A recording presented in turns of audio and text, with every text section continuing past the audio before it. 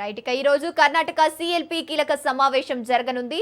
DK Shivakumar ను శాసనసభాపక్ష నేతగా ఎన్నుకోనున్నారు. DK పేరును సిఎల్పి నేతగా సిద్ధరామయ్య ప్రతిపాదించనున్నారు. సిఎల్పి ప్రక్రియ పూర్తయిన తర్వాత గవర్నర్ కు లేఖ పంపనున్నారు. కొత్త మంత్రివర్గ ఏర్పాటుపై కాంగ్రెస్ హైకమాండ్ కసరత్తు చేస్తోంది. డీకేతో పాటు 12 నుంచి 14 మంది మంత్రులుగా ప్రమాణం చేసే అవకాశం ఉంది. కుల సమీకరణాల ఆధారంగా మంత్రివర్గ కూర్పుపై అధిష్టానం కసరత్తు చేస్తోంది. ఖర్గే నివాసంలో నిన్న అర్ధరాత్రి వరకు కన్నడ నేతలతో సమావేశమయ్యారు. డీకేతో పాటు కేసీ వేణుగోపాల్తో ఏఐసీసీ అధ్యక్షుడు ఖర్గే చర్చించారు. మంత్రివర్గంపై ఇప్పటికే డీకే శివకుమార్, సిద్ధరామయ్య తమ వర్గం జాబితాలను అందించారు.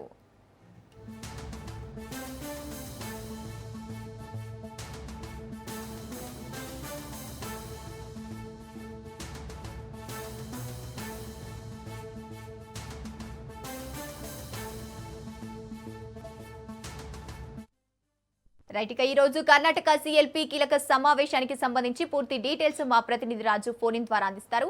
రాజు చెప్పండి, డీకే శివకుమార్ ను శాసనసభాపక్ష నేతగా ఎన్నుకోనున్నట్టు తెలుస్తోంది. దీనికి సంబంధించిన అప్డేట్స్ ఏంటి?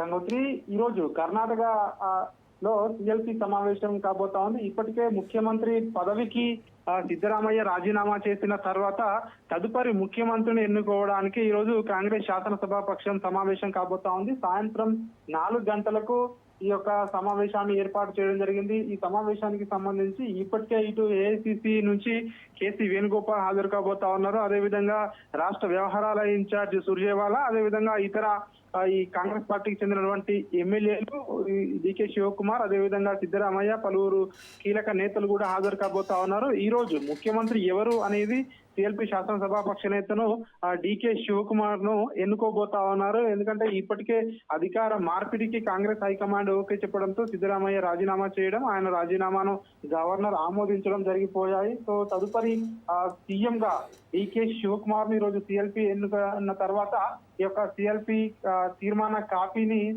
గవర్నర్ కు కూడా అందజేయబోతా ఉన్నారు. గవర్నర్ కు అందజేసిన తర్వాత ముఖ్యమంత్రి పదవీ ప్రమాణ స్వీకారం ఎప్పుడు అనేది ఒక క్లారిటీ వచ్చే అవకాశం మనకు కనిపిస్తా ఉంది. ఎందుకంటే 3వ తారీఖు ఉంటుందా, 2వ తారీఖు ఉంటుందా అన్న దానిపై ఇంకా ఒక సస్పెన్స్ అయితే కొనసాగుతా ఉంది. ఇప్పటికే ఈ యొక్క సిఎల్పి సమావేశంలో ప్రధానంగా కొత్త సిఎల్పి నేతను ఎన్నుకోవడం, అదేవిధంగా సిద్ధరామయ్యకు కృతజ్ఞతలు చెప్తూ ఒక తీర్మానాన్ని కూడా ప్రవేశపెట్టబోతున్నట్టుగా కూడా తెలుస్తా ఉంది. ఆయన 3 సంవత్సరాల పాటు ముఖ్యమంత్రిగా కొనసాగి మళ్ళీ పార్టీ హైకమాండ్ చెప్పడంతో వైదొలగడంతో ఆయనకు కృతజ్ఞతలు చెప్తూ ఒక తీర్మానాన్ని కూడా ప్రవేశపెట్టే అవకాశం ఉన్నట్టుగా కూడా మనకు తెలుస్తా ఉంది. ఇప్పటికే దీనికి కేసీ వేణుగోపాల్, అదేవిధంగా రణదీప్ సింగ్ సుర్జేవాలా ఇప్పటికే కర్ణాటకకు చేరుకున్నారు.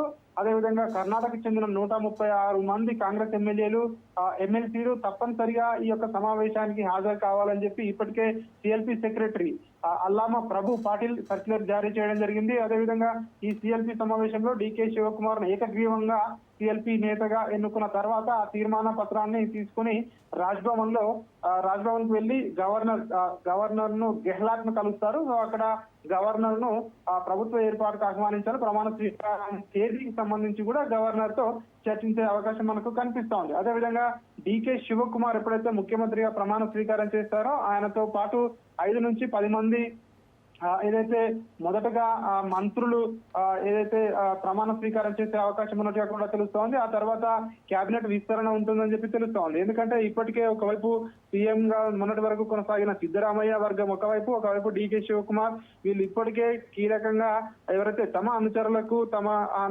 ఏదైతే కీలకమైనటువంటి పదవులు ఇవ్వాలని చెప్పి కాంగ్రెస్ హైకమాండ్ వద్ద ఇప్పటికే వీళ్ళు ఒక ప్రతిపాదన పెట్టడం జరిగింది. దానికి కాంగ్రెస్ హైకమాండ్ ఇప్పటికే వీరికి ఏ శాఖలు ఇవ్వాలన్న అంశానికి సంబంధించి ఒక కొలిక్కి వచ్చినట్టుగా కూడా తెలుస్తా ఉంది.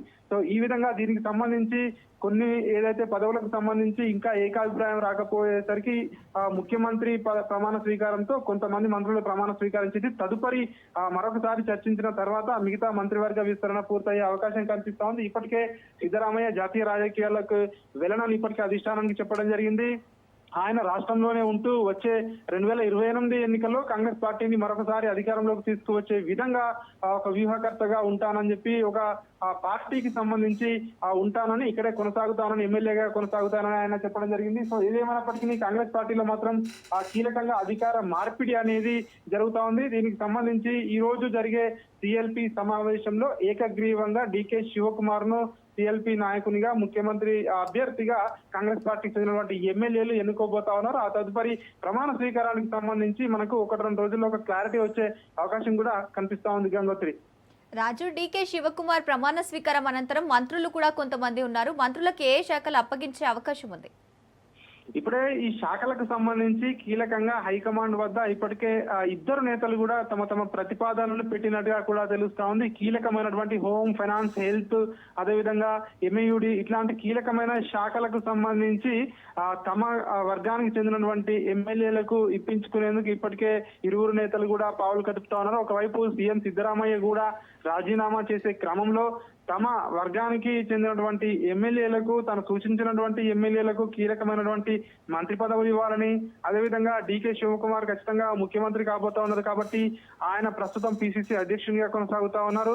ఆ పిసిసి అధ్యక్ష పదవి కూడా తను సూచించినటువంటి వ్యక్తికి ఇవ్వాలని చెప్పి సిద్ధరామయ్య ఇప్పటికే కండిషన్ పెట్టినట్టుగా అధిష్టానం వద్ద మనకు తెలుస్తా ఉంది. సో దీనికి సంబంధించి శాఖలకు సంబంధించి ఇంకా ఒక క్లారిటీ ఇంకా రాలేదు. అయినప్పటికీ కూడా కీలకమైనటువంటి శాఖలు సీఎం సిద్ధరామయ్య వర్గానికి చెందినటువంటి నాయకులకే ఉండే అవకాశం కనిపిస్తా ఉంది. ఎందుకంటే ఆయన ముఖ్యమంత్రి పదవి నుంచి వైదొలుగుతా ఉన్నారు. ఇప్పటికే అధిష్టానం కూడా ఆయనకు హామీ ఇచ్చింది కాబట్టి కీలకమైనటువంటి శాఖలు సిద్ధరామయ్య సూచించినటువంటి వ్యక్తులకే ఇచ్చే అవకాశం ఇక్కడ ఎక్కువగా కనిపిస్తుందని ఇప్పటికే కర్ణాటకలోని రాజకీయ విశ్లేషకులు భావిస్తున్న పరిస్థితి కనిపిస్తా ఉంది. మరొక వైపు డీకే శివకుమార్ చెందినటువంటి ఎమ్మెల్యేలు కూడా ఏదైతే ఇప్పుడు ప్రమాణ స్వీకారం చేసిన తర్వాత ఆయనతో 4-5 మంత్రులు ప్రమాణ స్వీకారం చేసి మిగతావి మరొకసారి చర్చించిన తర్వాత, అధిష్టాన పెద్దలతో చర్చించిన తర్వాత సో ఆ మంత్రివర్గ కూర్పు అనేది పూర్తి స్థాయిలో ఉండబోతున్నట్టుగా కూడా తెలుస్తా ఉంది. ఏది ఏమైనప్పటికీ 2028 ఎన్నికలను దృష్టిలో పెట్టుకునే ఈ అధికార మార్పు, మంత్రివర్గ విస్తరణ ఇవన్నీ కూడా